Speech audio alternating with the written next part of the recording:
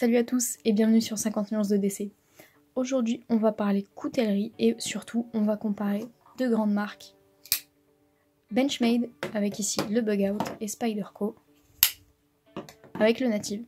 C'est parti. Alors pourquoi comparer ces deux couteaux qui ont au premier abord pas grand chose en commun? Et bien finalement vous allez voir qu'ils ont pas mal de choses. Déjà, ils sont tous les deux fabriqués aux États-Unis. Alors c'est vrai qu'en Europe, en France peut-être particulièrement même, on a tendance à dénigrer les couteaux made in China. Et on a de plus en plus tort parce que quand on voit les constructions, franchement, il faudrait un peu se remettre en question de temps en temps.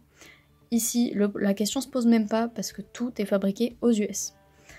On a également un manche, alors entre guillemets plastique, on se comprend bien. Pour le Spyderco, c'est du Grivori. Alors j'avais dit dans la vidéo précédente, je crois que c'était du FRN, on m'avait corrigé en commentaire, donc merci de m'avoir corrigé. Et j'en profite du coup pour rattraper mon erreur dans cette vidéo-là. Pour le Spyderco, en revanche, on est effectivement bien sur du FRN. Le plus gros point commun, et ce qui m'a fait mettre en comparaison ces deux couteaux-là, c'est parce qu'on est sur le même acier, qui est écrit là sur le Spyderco et sur le Benchmade et qui est aussi sur le Spyderco. On est, comme vous l'avez vu et comme vous le savez sûrement parce que c'est quand même deux couteaux assez connus, on est sur du S30V. Alors le S30V c'est un acier donc inoxydable avec 1,45% de carbone. Donc si vous êtes habitué au XC75, donc avec 0,75% de carbone, niveau dureté, autant dire que ça va vous changer. On a également du chrome, 14%, donc ce qui fait que c'est un inox. De mémoire, on dit qu'un acier est inoxydable à partir de, je crois, 13% de chrome. Donc on est juste un point au-dessus. Donc on va pas non plus prendre trop de risques et le laisser exposer à l'humidité au risque de retrouver du coup des petits points de rouille, je pense. On a également la présence de vanadium et de molybdène qui viennent ajouter une certaine ténacité et surtout de la dureté. Donc ça va venir prolonger la durée de vie de la lame, à condition forcément qu'elle soit bien entretenue, on va pas se mentir non plus. Et donc tout ça, ça nous donne une dureté entre 58 et 61 Rockwell, 61 HRC. Autre point commun, ça se voit quand même, non? La taille. Voilà, le Spyderco, le Native, il est quand même un petit peu plus trapu, c'est un couteau de bonhomme, dis-je. Mais niveau longueur, on est sur on est dans les mêmes eaux, quoi. Alors cette comparaison, on va la faire sur 5 points que je vais vous dire tout de suite. On a la construction, le blocage de la lame, le clip, l'ergonomie et évidemment, forcément, le meilleur pour la fin, la lame. On va commencer sans plus attendre avec la construction. Donc comme vous le remarquez, aucun des deux n'a de platine. Donc ça peut éventuellement enlever un petit peu de poids. Ça vient déjà du fait que c'est pas des liner lock, liner platine, frame platine, pompe et axis, pas de platine. Pour simplifier. Donc chez Benchmade, on a ici tac tac tac des vis. Là aussi l'axe c'est une vis. Alors que chez Spyderco, on est sur dérivé. Donc ce qui fait que le Bugout, il est entièrement démontable, ce qui est super pratique, que ce soit pour l'entretien ou la personnalisation. Vous pouvez changer les vis, vous pouvez changer les plaquettes, vous pouvez changer le clip aussi.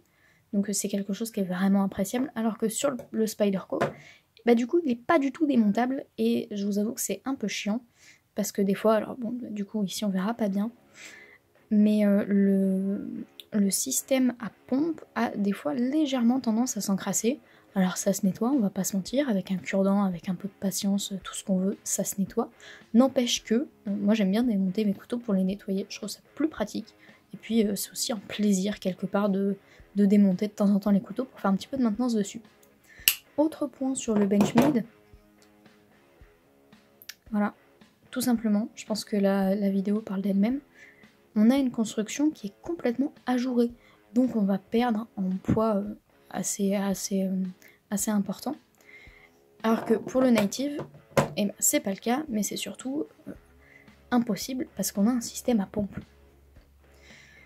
Donc là, niveau construction, pour tous les aspects que je viens de citer, particulièrement le fait que ce soit démontable, encore ajouré, pas ajouré, bon bah tant pis, mais particulièrement pour le fait que ce soit démontable, le point va ici au bug out. Pour le blocage de la lame, j'en ai parlé un petit peu juste avant, le Native a un système à pompe, donc on a une ouverture, une main qui est tout à fait possible avec le Spider Hole, vous le connaissez. Ouverture une main ambidextre, hein, évidemment. Et on a surtout une grande fiabilité, un système à pompe avant que ça lâche. Il faut y aller comme une brute, quoi. Je sais même pas si techniquement c'est possible que ça lâche. Normalement si. Mais à mon avis, il faut quand même y aller, quoi. Sur le Benchmade, on est sur un Axis Lock, vous le connaissez, c'est le système inventé par Benchmade, j'allais dire déposé, mais non, il est tombé dans le système public il y a quelques années, si je dis pas de bêtises. Donc ce qui nous permet une ouverture vraiment explosive, voilà, je pense que tous ceux qui ont un bug out s'amusent à faire ça à longueur de temps, moi la première. Et on peut, autre avantage, on peut ouvrir et fermer le couteau sans bouger la main. Alors que c'est vrai que sur le Spyderco, on doit se déplacer à chaque fois, on perd une demi-seconde. Personnellement, ça me dérange pas plus que ça. Petit point par contre négatif au niveau de cette ouverture là. Alors je sais pas si j'arriverai à vous le faire, mais des fois quand il est ouvert un peu trop brusquement, l'axis a tendance à être un peu dur. Par exemple si on le violente un peu comme ça, là il était un peu plus dur à tirer. Alors ça je ne me l'explique pas. Si certains ont une explication, bah, je vous écoute dans les commentaires, ça m'intrigue et ça m'intéresse. Et du coup je trouve que ça perd un petit peu en fiabilité. Donc là, sur ce point-là, je vous avoue que moi, mon choix se porte plutôt sur le Native, bien que l'Axis, quoi, c'est super agréable à utiliser, c'est fluide et tout. Mais pour la fiabilité, quand on force, etc., quand même le pompe, c'est difficile de faire mieux. Donc là, point pour le Native. Ensuite, on passe au clip. Bon bah là, je crois que ça se passe de commentaires, hein. Aucun suspense. Point pour le bug out. On a un clip qui est profond, donc qui nous permet un port discret. Il est fiable, il est bien serré, ça avant que ça tombe d'une poche, quand même faut se débattre un petit peu. Alors que c'est vrai que le Native, bah déjà il dépasse de beaucoup quand même. Alors après pour rattraper, je sais que certains aiment mieux. Moi c'est pour ça que sur le bug out, j'ai une petite lanière. Et puis c'est vrai que le clip, bah, il est lâche quoi. Moi ça m'est arrivé de le voir tomber de ma poche alors que le clip était vraiment enfoncé. Ça c'est à mon sens le gros point négatif de ce couteau. Donc là, sans aucune hésitation, point pour le bug out. Au niveau de l'ergonomie, alors le bug out il est assez fin. Donc vous avez vu, moi j'ai vraiment des mains de bébé. Donc cette finesse là j'aime bien. Alors c'est pas le cas de tout le monde, on va pas se mentir. Ensuite on a une petite garde pour éviter de glisser vers la lame. Bon, je sais pas trop comment on peut glisser, mais bon, pourquoi pas. Alors ici, on peut pas vraiment dire que c'est des platines du coup, sur les, on va dire, entre guillemets les platines, même si je sais que c'est pas ça. Sur les platines du coup de l'Axis, on a une légère cannelure, un léger guillochage. Bon, on va être honnête, ça n'empêche pas de glisser du tout, hein. Ça serait pas là, ça serait à peu près pareil. Ici, on a un léger ventre. Donc pour une prise en main un petit peu meilleure, parce que étant donné qu'il est fin, c'est vrai qu'il faut quand même rajouter un tout petit peu d'épaisseur. Alors ici, on pourrait croire que c'est une garde pour une reverse, que nenni. Très honnêtement, pour le reverse, elle serait pas là, ça serait à peu près pareil. Je pense que c'est plus pour l'esthétique et pour ranger la lame en position fermée. Donc il reste malgré tout assez petit. Donc pour des petites mains comme les miennes, c'est super bien. Par contre, si vous avez des mains de maçon ou juste des mains un petit peu grandes, franchement, je doute que ça soit super confortable. Au niveau du Native, on n'est pas du tout sur la même forme, hein, évidemment. Il est plus épais. Là, pour vous donner une idée, hein. On est vraiment sur quelque chose de plus fat. Et on est aussi plus large. Donc là, on peut y aller. Si vous avez des plus grosses mains, ça sera bien plus confortable. On a des encoches pour les doigts ici et là. Alors là, je sais pas si tout le monde peut mettre ses doigts. Moi, c'est vrai que souvent on le voit pris comme ça. Alors moi, pour mes mains, j'aime autant le prendre comme ça plus pour faire un petit peu de taille ou quoi. On a vraiment un vrai confort. Ici, on a cette fois, alors c'est pas un guillochage, c'est des cannelures qui là viennent vraiment prendre le pouce. Là vous pouvez forcer, je vous assure que ça tient tout simplement parce qu'elles sont pas arrondies. Voilà, on est vraiment sur quelque chose de carré, limite, voilà, qui serait limite douloureux pour le pouce à la longue. Mais bon, franchement, ça va. Donc on est vraiment sur un couteau qui est bien plus adapté pour des grosses mains, mais qui voilà, pour des petites mains comme les miennes, est pas du tout inconfortable.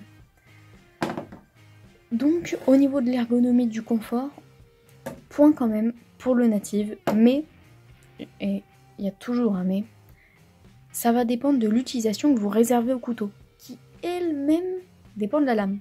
Donc, passons au point suivant, la lame.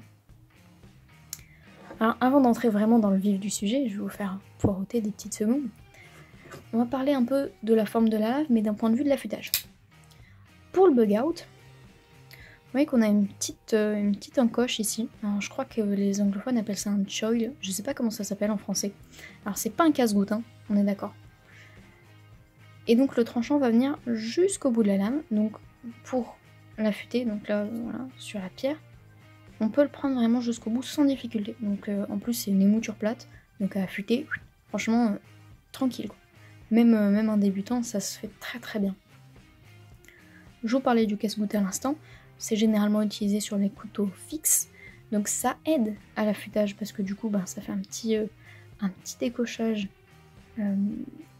pour débuter le tranchant, mais on est d'accord que c'est pas fait pour, c'est pas sa fonction première. Alors que au niveau du native, ça sera un tout petit peu plus compliqué parce qu'on a cette petite garde au niveau du ricasso et du coup le tranchant commence un petit peu plus loin. Du coup ça demande un petit peu d'adaptation pour apprivoiser le couteau et arriver à bien l'affûter. Mais ça se fait sans trop de soucis, avec un petit peu d'entraînement, pas de problème. Pour une forme un petit peu plus générale sur le bug out, voilà, on est sur une lame qui est quand même bien plus fine que sur le Spyderco. Et on a une émouture plate, comme je le disais dans la dernière vidéo, ça va être un tout petit peu redondant. On a une émouture plate qui monte quand même assez haut. Et un léger contre-tranchant qui va permettre une bonne pénétration par exemple dans du carton. On a une pointe ici qui est assez efficace même si elle n'est pas trop acérée. Ça évite aussi qu'il y ait un risque de casse accru, donc finalement c'est peut-être pas plus mal. Et on a du coup ce choil, ou je sais pas trop comment on l'appelle, cette petite encoche, qui va par contre être un tout petit peu gênante quand on va venir faire une coupe en pénétrant par exemple dans du carton. Tac, ça va rester coincé ici, et quand on va retirer, et finalement ça va nous déchirer ça. Et voilà, c'est un petit peu l'inconvénient de cette forme ici, de cette petite encoche. Sur le native, et grosso modo c'est une construction inversée, hein, puisqu'on a déjà une émouture creuse. Je pensais pas aimer une émouture creuse, c'est pour ça que j'ai acheté ce couteau, c'était pour tester parce que j'en avais pas. Et franchement, c'est mortel. La géométrie de la lame un petit peu comme ça va faire qu'on a une pénétration qui est dingue, et d'un côté ça va un peu plus s'écarter, donc ce qui fait qu'on pourra vraiment tailler dedans sans aucun problème. On a un faux tranchant qui est quand même plus fin, plus acéré que celui du bug out, hein, on va pas se mentir, avec une pointe qui là par contre est vraiment fine et vraiment acérée. Donc émouture creuse, forme déjà générale de la lame, cette forme en feuille, faux tranchant et pointe fine, autant vous dire que niveau pénétration c'est excellent. On a ici une toute petite garde, donc qui empêche déjà les doigts de glisser, ça marche franchement bien, elle est franchement bien foutue. Et ce qui fait aussi que en pénétration par exemple dans du carton, et ça va venir s'arrêter là, tac. On n'aura pas le souci de déchirure en le retirant qui est causé par l'encoche du bug out.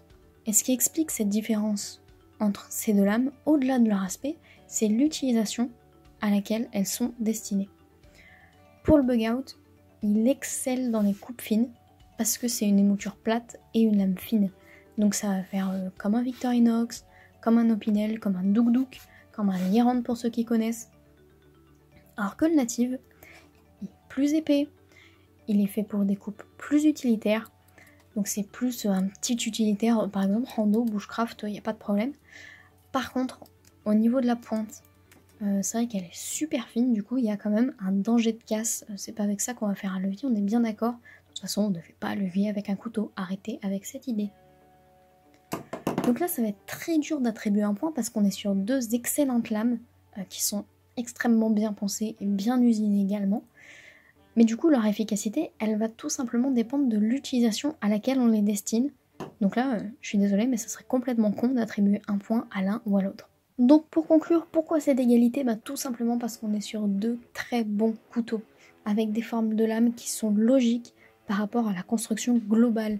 Le native, il a un confort de prise en main et un système à pompe super fiable, tout simplement parce qu'il est fait pour les plus grosses coupes. Il doit pouvoir supporter la force qu'on lui inculque, c'est normal. Mais du coup, il a une ligne un peu agressive. C'est vrai que c'est pas le couteau qu'on va sortir au resto avec belle maman. Alors que le bug out, c'est vrai qu'il est plus urbain. D'ailleurs, c'est plus à ça qu'il est destiné. Les EDC urbains, généralement, il y a un bug out. Il est plus fin, donc il est plus destiné à des coupes fines sans avoir trop de force à appliquer dans le couteau. Merci d'avoir suivi la vidéo juste au bout. Je vous laisse me dire dans les commentaires si vous, votre choix se porte plutôt sur le bug out ou sur le native et surtout pourquoi. On se revoit dans une prochaine vidéo. Salut!